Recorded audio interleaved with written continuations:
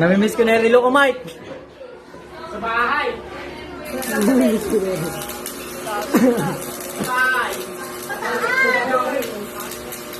Gagawin mo dyan, steady lang, hayaan mo lang yung welding rod maupod. Ay, punyeta, nakakapos din. Ibigit mo, masyado ka nataas.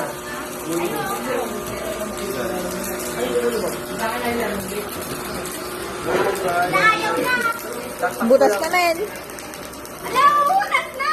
Tama na. Ididikit mo nga. Oo, diba? Ididikit mo kung saan ang bababayan. Bloopers.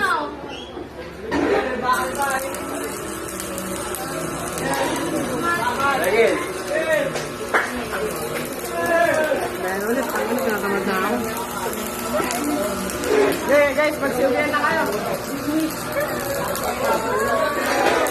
0.5 yan.